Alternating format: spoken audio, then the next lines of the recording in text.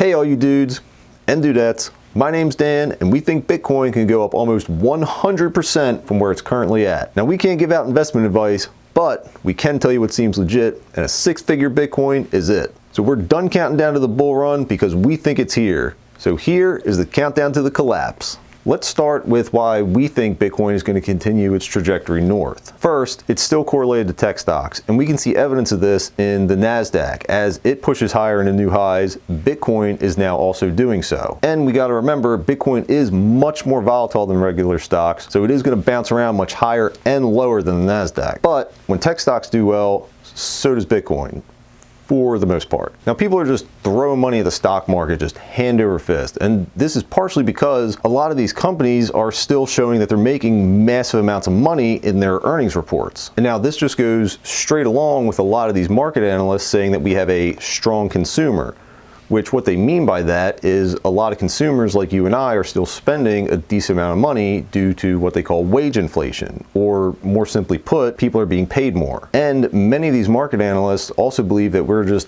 past the point of any recession, partially because of this, and because we have a very low unemployment rate, meaning people are still employed and they still have well-paying jobs. Now we also just had Big Brother, aka the keeper of the interest rates, aka the Federal Reserve Chairman, aka Jerome Powell, come out in a recent interview and state that the Federal Reserve is in no real rush to lower interest rates, but it is definitely a possibility to begin doing so this year. Now this is one of the biggest things that the stock market is looking at, and in an interest to keep this video under 2.5 hours long, I'm just going to TLDR and say that lower interest rates equals higher risk tolerance in investors, which leads to buying riskier stocks such as technology or artificial intelligence, Nvidia, and also now Bitcoin, thanks to the recent ETF approval. Now this does seem to run in tandem with what we consider to be the most legit take of a bubble forming in the artificial intelligence space. Now this would be comparable to the dot-com bubble in 2000 or the housing market bubble in 2008. And with that timeline, it sounds like we might be a little bit overdue. And on top of all of this, it is an election year. And in the past 60 years, the only 2 times that the market has had a negative return during an election year was, you guessed it, 2000 and 2008. Let's be honest, the market is manipulated, and the brain trust is going to do everything that they can to get Biden reelected, which should probably include being not allowed to speak. But it doesn't matter who's in office, Democrat or Republican. The powers that be are not going to let the market tank when they're trying to get their boy reelected. Now, if you think Bitcoin's going to get left in the dust, you're probably wrong, because the dudes that are running these ETFs, they're hoovering up every digital ounce like a fresh nose at a cocaine-fueled frat party. And if you missed our video on how all the new funds are eating up all the old grayscale outflows, we'll leave a link in the description below if you want to check that out. All right, that's enough chinwagging. Let's get to the chart. We just hired our new crypto forecaster-in-chief, Derivatives Dan, the Crypto Man. Yo. All right, Dan, what direction is Bitcoin heading? All you gotta do is tell them what you told me not 30 minutes ago. All right, man. Well, first thing we gotta do is get a baseline for this boy. So let's take a look at this dude back in the 2021 bull run. And we're gonna stay on a weekly time frame, but we might zoom in on the daily just to scope things out a little bit. Now, the first thing we notice on this bad boy right here are the moving averages on this guy. So you got green over red, that dude ain't dead. These are the 12 and 26 day EMAs. And when you get across like that, that's the first early warning sign of this man picking up steam right here. Now you also got these green price bar dudes staying away from the green EMA. As long as you got that gap in between them, that means it's party on. Now we also got the yellow over blue, so you better buy this one too. These are the 50 and 200 day EMAs. And after these two crossover or bounce like we see in this example, we should see some upward expansion, and that right there is bullish. And now once these price bar fellas and these moving average dudes start messing around with each other, that's when they get themselves in a little bit of hot water.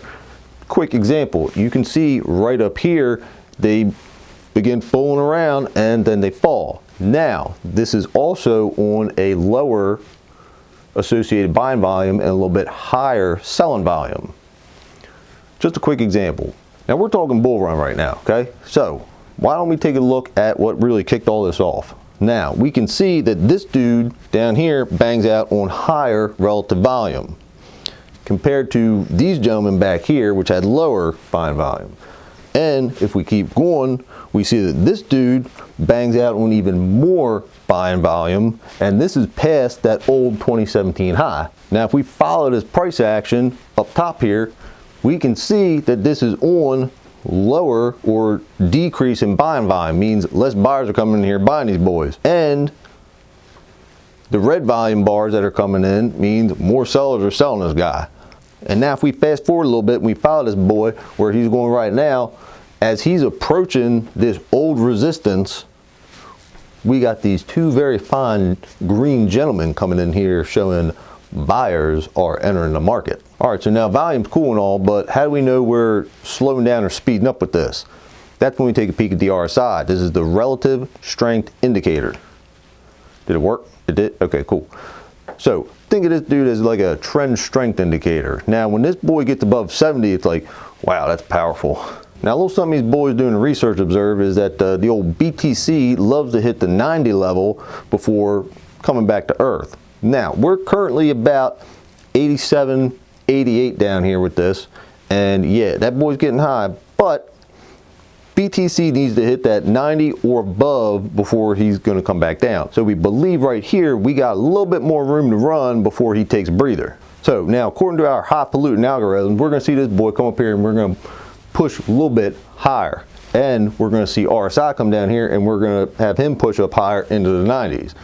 Then we're going to retrace back down. We're probably going to line up with the old resistance. We're going to flip that bad boy into support, and then we're going to watch the RSI, and as price comes down, we're going to see RSI come down, then we're going to see RSI push back up as price pushes back up, and it's going to make another high. Price is going to go, dang man, I'm going.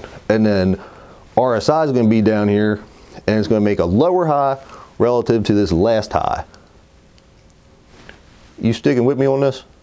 We're going to have a bearish divergence, and that's going to be the first sign of a slowdown. All right, that's cool and all, and that's a great prediction, but how do we know we're going to continue north? Like, how are we going to be really sure? We're going to fire up another indicator called the OBV. This is the on balance volume, and this is another momentum indicator, but it uses volume flow to predict price changes. Did it? 2 minutes? Did I go back? Okay, got it. It's on there? All right. Now this fella, we're going to be looking at either trend lines or resistance levels to be visited in Snap City to either confirm or predict price changes. So we're going to start by taking a peek at this dude all the way back in 2017 when it made that high. Now, as we fast forward, we see that this dude right here flips this old resistance level and he turns that boy into support. Now what happens? He uses that as support, and as these buyers are coming in, this starts that massive bull run we had in 2021. Now this dude did make a level of resistance. He could not get past here, and you can see with the price action, all that kind of lines up. Nobody's going higher. And now if we go further up the timeline here, we can see the old OBV has just recently flipped this old resistance into support right here. And this dude's headed further north, directly into this old resistance level right here. Now we're expecting him to continue that trajectory north, basically bang through that, hopefully on higher volume, come back down, retest that dude, and then send just like we saw back here. So those are some pretty cool beans, but how high we talking here? Well, I think our boy Leo Fibonacci might have a little something to say about that. So let's get rid of this, and we'll pull up the Fibonacci level. And now look, I'm going to spare you all the mathematician parts on this, and I'm just going to say we want to measure a nice solid green line of these price action boys. So let's zoom in to the daily, and the intern's firing on all cylinders today. That's a little surprising. So now we're on the daily, and we're going to measure this nice line right here. And we want to confirm we got a good measurement because price action is going to respect all these individual lines. So now we got that figured out. We got the measurement taken of the beginning of the rally right here, and we can kind of figure out where we might go as long as these levels are being respected. And we can see on these other higher levels that price still respected those lines. And we topped out on this purple guy right here. All right, so now we got this daily measured. Let's zoom out, and we're gonna measure the weekly, because we know we got good levels. So let's measure this whole bad boy right here and see where he goes. And if we do that, and we make sure that the levels are still respecting the price action, we can see that Bitcoin tops out right at this first blue line. Let's apply this to what's going on right now. So now let's move up and measure this bad boy that we're in right now.